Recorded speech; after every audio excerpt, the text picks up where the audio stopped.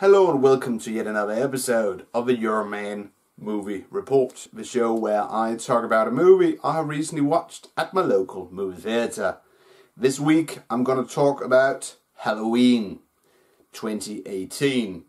Halloween 2018 is of course the sequel to John Carpenter's 1978 Halloween about the serial killer Mike Myers wearing the mask, going around stabbing teenage babysitters. It really, in some ways, began the horror genre in the late 70s, early 80s, where we later got movies like Nightmare on Elm Street and Friday the 13th. And you guys, of course, remember that Halloween in 1978 helped launch Jamie Lee Curtis' career. And she has done many different type of movies ever since, but it was in many ways Halloween which made her household name in some aspects. And over the years there have been several Halloween sequels of different quality, where John Carpenter hasn't been involved in many of them. But this movie here has John Carpenter as an executive producer, and it's supposedly a direct sequel to the 1978 movie. It begins, of course, in 2018, that we have these two generic reporter types who wants to interview Michael Myers at that lunatic asylum where he had been placed 40 years earlier. And they are met by this shady doctor, played by Haluk Bilginer, Dr.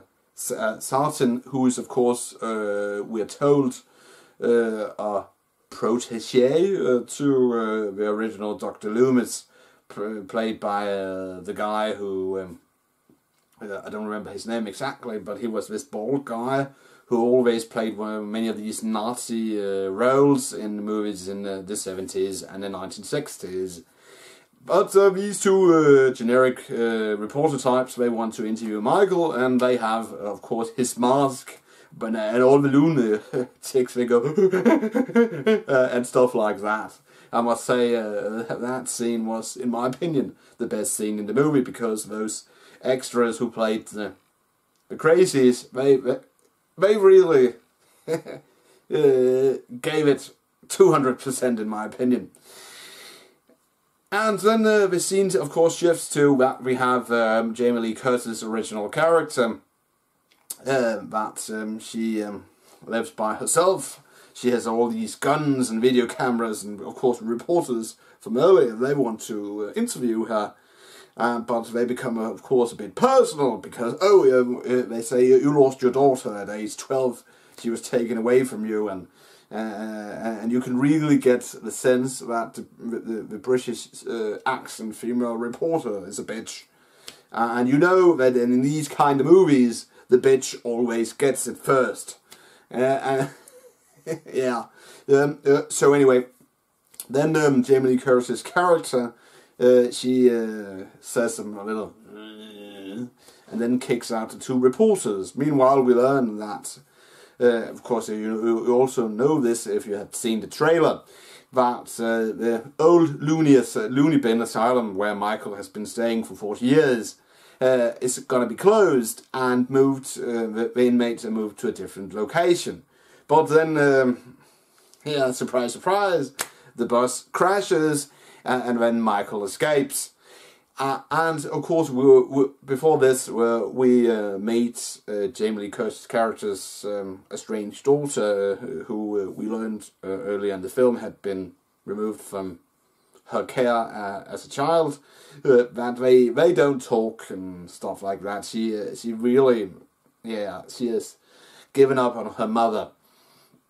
And her mother and Jamie Lee Curtis' daughter is, of course, played by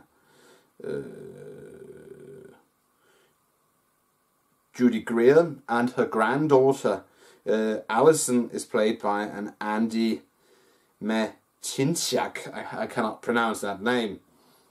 And so anyway, the bus has crashed, and Jamie Lee Curtis' character, Laurie Strode, as IMDb tells me on my Samsung phone,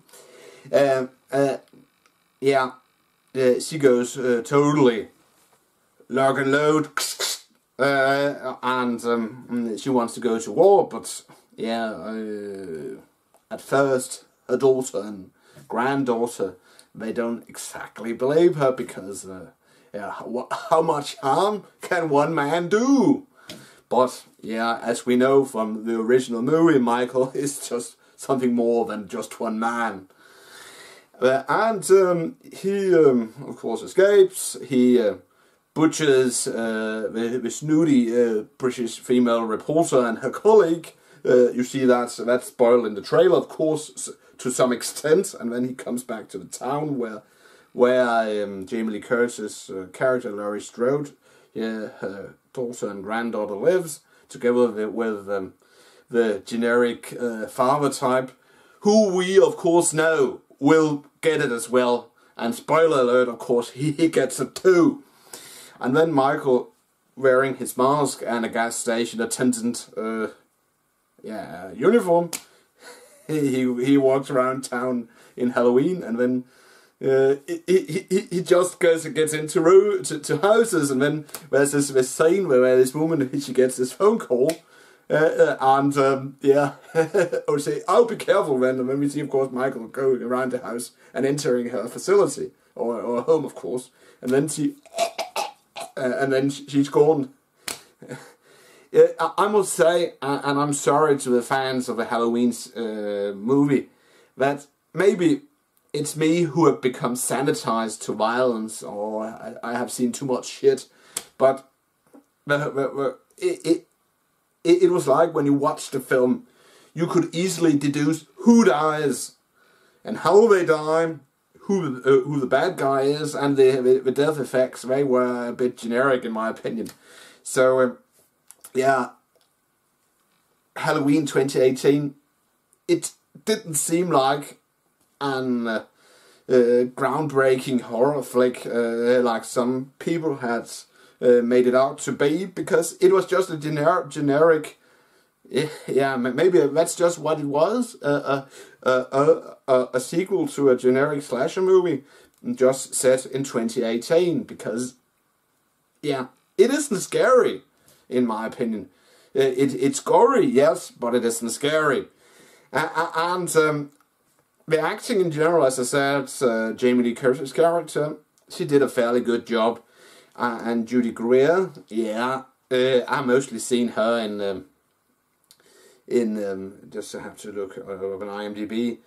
She starred in movies like 13 Going 30 and 27 Dresses, but also have been in movies like Ant-Man and Jurassic World. But did she fit into a horror movie universe? I got the feeling while watching it at my local movie theatre that she had just done it for the money, and possibly Jamie Lee Curtis as well. And of course, what is his name? Will Patton.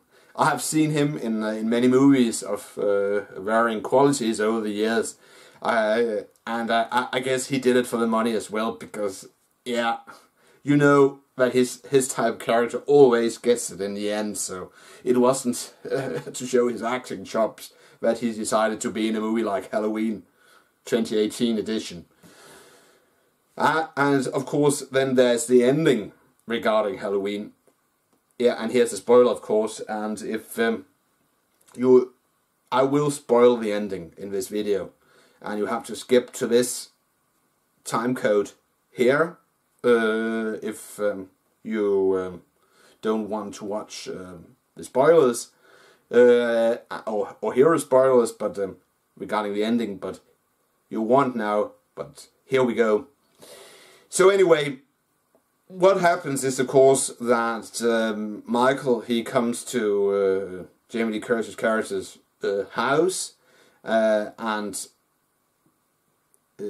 her character and her Judy Greer, her daughter, and eventually her granddaughter as well, they defeat Michael because they trap him in the basement and put Jamie Lee Curtis's character's house on fire, and everything is hunky-dory.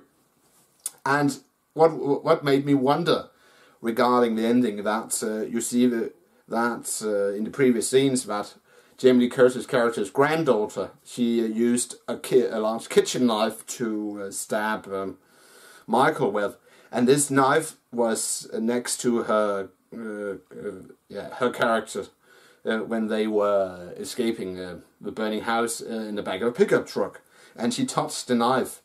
So what did the director, whose name is his name is David Gordon Green, and John Carpenter intended that scene? Are they intending that Andy Matty Chuck is supposed to go all Michael Myers in a sequel?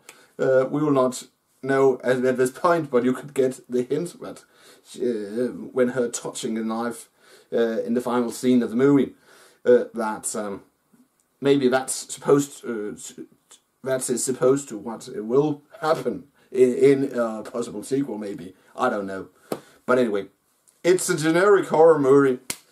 I wasn't scared, or maybe it's just me, but I wasn't scared. The acting is, what you can expect in a horror movie. So if I'm going to rate it, I will give Halloween 2.5 out of 5 stars. That's it, Euroman of Euroman's Movie Report. Thanks for watching, and don't forget, if you like this movie talk / movie review, please give it a thumbs up. And if you want to watch my previous reviews / movie talks, you can click a link in the description, which will take you to a playlist of my previous reviews / movie talks. Anyway, I would like to wish my viewers a pleasant weekend, and I'll see you in my next video. Bye for now.